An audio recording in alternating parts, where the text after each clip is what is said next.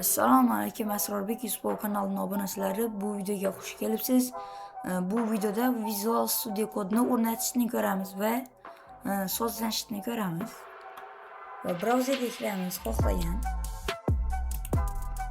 Men Chrome'ga kirdim va bu yerga Visual Studio Code download deb qidiramiz.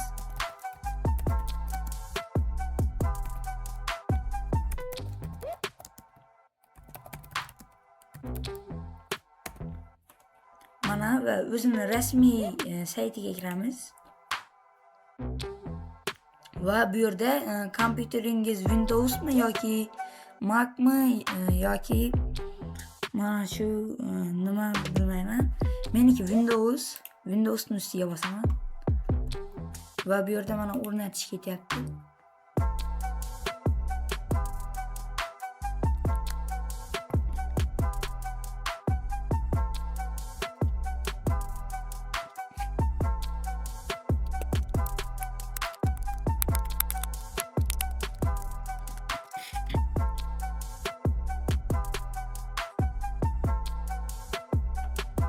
Mana o'rnatib ham bo'ldi va buni faylni mana shuni ustiga bosamiz. Fayl tugadi. Va ustiga 2 marta bosamiz. Ichiga kiradi.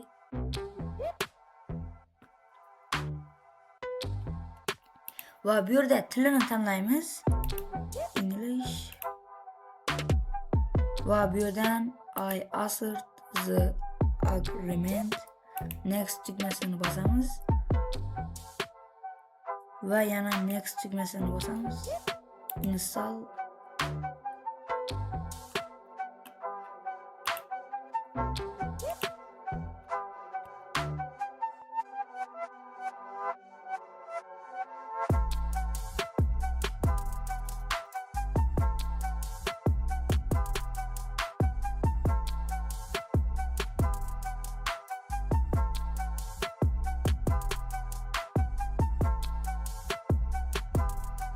Mana o'rnatib ham bo'ldi va bu yerga ikonkasi kelib tushdi.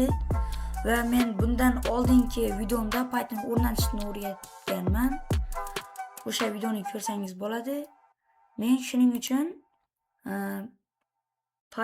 Python faylni ochib Python fayl yarataman.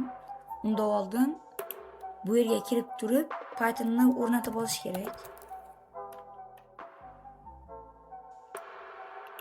Mana shu Python install. Mana shuni o'rnatish kerak. Mana bu Python debugger.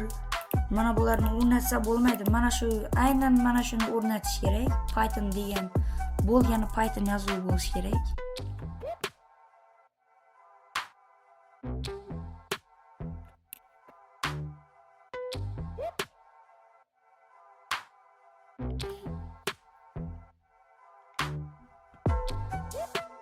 Mana endi bu yerga o'tib olamiz va bu yerda pakka tanlab olamiz. Men bu yerda yarataman o'zim.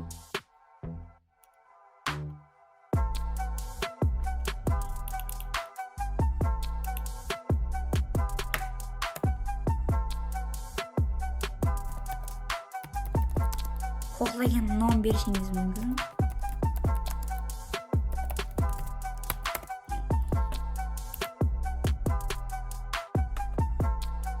Va buni ishlayaptimi, ishlamayaptimi shuni ko'rishimiz mumkin.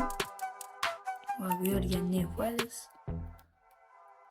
main.py va bu yerga ishlayaptimi yoki yo'qmi tekshirish uchun oddiy bir misol ko'ramiz.